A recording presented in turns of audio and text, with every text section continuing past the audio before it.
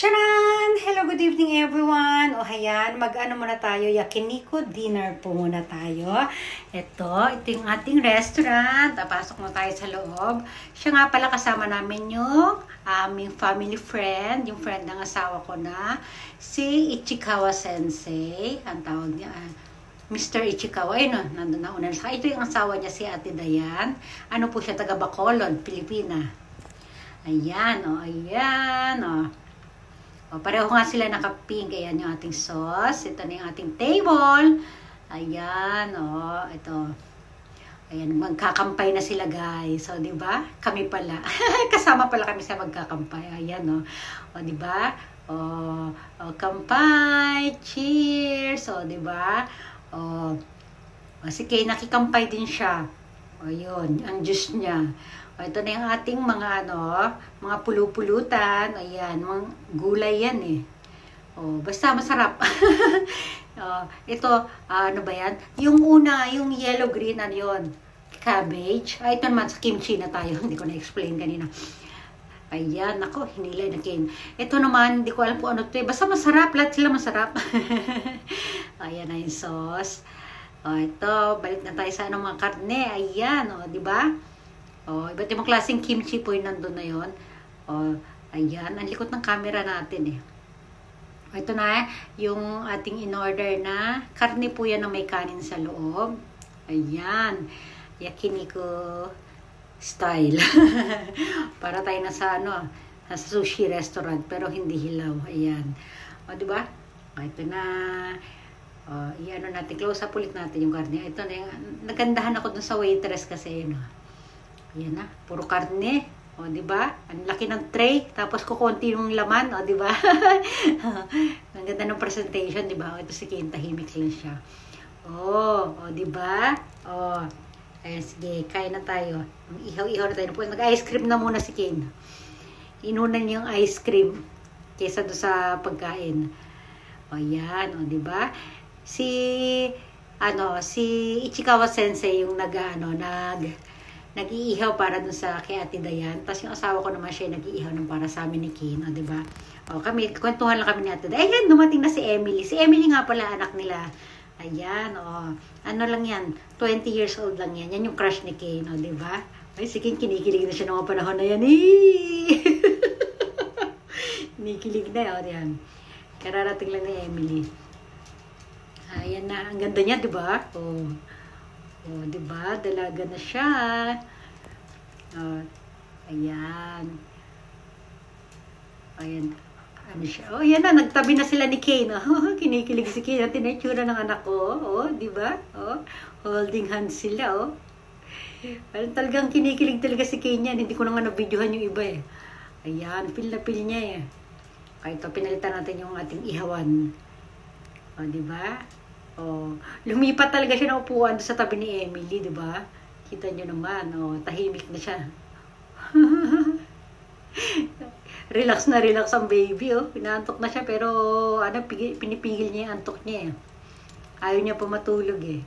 Oh, di ba? Oh, ayan, ihaw-ihaw. Ihaw-ihaw tayo, ihaw-ihaw, tsaka kampay-kampay, o, diba? Nag-ano tayo, guys, nag-voice over tayo, kasi nga, may music dyan, eh. Ay, si Ken, saya-saya ni Ken, no? O, diba? O.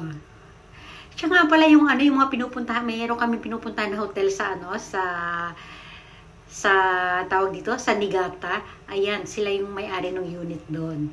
Tapos yung isa din doon sa Atami, meron yung San Besorpia. Meron din kami inistayan doon na kanila din yung unit din nila yun. Ayan. Ayan. Magaling yan si Ken. Nag-CR pala kami ni Ken. Kaya ayan. O, diba? Ang daming tao, no? O. O, ha? O. Ang likot ng camera natin. May tama na yata ako yun. Ayan, nag-dessert na si Ken. O, diba? Ayan. Ang laki ng dessert niya, o. Ano sa ilalim yan? May parang cake sa ilalim, tapos may ice cream, kung ano-ano, halo-halo siya. O yan, no, bumalik si Ken sa upuan namin. O, sa tabi ko, at bumalik siya sa tabi ko, diba? Ayan, kumakain na siya mag-isa. O, diba? O, may strawberry. Anong kinukunan ko dyan? Ay, yung kisame. Tinitingnan ko yung kisame. Wala, mahilig ako magtingin ng kisame, di ba? Ayan, o. Punta tayo sa banyo. Banyo nga ba yan? Ay, hindi. Palabas na. Ayan na. Lumabas na kami. Ay, nauna na palang umuwi si Emily. Kasi antok na si Emily. Ayan to, sa labas na kami ni Kane. Sightseeing muna kami doon sa paligid. Ayan yung paligid ng, ng Yakiniku restaurant. Ayan, habang inaantay namin sila Ate Dayan. Ayan. Ayan, mag-uwi na kami. Di ba? Ang saya-saya pa rin ni Kane. Nasigla pa rin kahit gabi na eh. Ayan, inaantay niya si Papa niya. Tuwan-tuwa. Tuwan-tuwa ang baby. Di ba? Hala, sige, sumasayaw. May music yata dyan ng yung favorite niyang song eh. Ayan, tingin siya sa mga bisikleta. Ayan, ako naman, pasyal muna sa mga puno. Ayan, at tingnan natin kung may mga mga insekto. Ayan na sila. Ayan na, diba? Nagpapaalam na. Ayan na, sige. Ayan, likot ng camera, pagpasensyahan nyo na ha. Nakainom na kasi ako eh. Ayan, ayan. Ayan na. Naghihiwa-hiwalay na kami. Diba? Ayan sa Ate Dayan. Ayan, nagpapaalam ng bawat isa.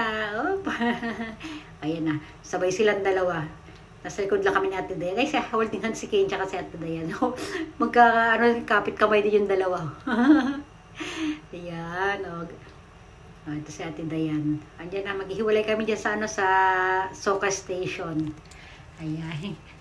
Dyan na kami. Pasok na kami sa station. Magkaiba kasi kami ng way. Sila papunta sila ng dyan sa kabila. Kami sa kabila. Kaya nga, magkahiwalay nga eh. Ayan na. Antay na kami nilaki ng train. Ayan. Nasakay na tayo dyan. Pero waiting pa kami dyan. Nasa loob kami ng waiting area. Ayan na, parating na ang train. Ito na. Silipin muna natin yung mga relays. Ayan na. Ayan yung sasakyan namin. Diba? Andar-andar muna siya. Ito na. Pag hinto niyan, isasakay na kami syempre. Diba? Ayan. Ayan na. Nakatayo yung mag-ama. May upuan naman. Ayaw nila maupo. Nag-ano silang dalawa. Tayo daw silang dalawa. Ayan, diba? Sige, kapit lang. Kapit lang. Diba? Ayan. Pagdating namin ito si Brandy, ayaw mamansin. Ayan, sa bahay na kami niyan. Ayaw ako pasinin ni Brandy. Diba? Isnabero. Bakit daw siya iniwan? Kita yung tsura, makatingin na sa makatingin, di ba? Di ba? Ganyan yan, guys. Wag kayong matampuhin yan eh. Hindi kanya papansinin agad pag yung umalis kayo ng hindi siya kasama. Ayaw magpahawak, di ba? Maarte, sige na nga, magpapaalam na nga tayo. Sige na, Brandy. Bye-bye na. Hanggang dito na lang, Brandy. Bye-bye, Brandy. Bye! Bye, everyone. Thanks for watching.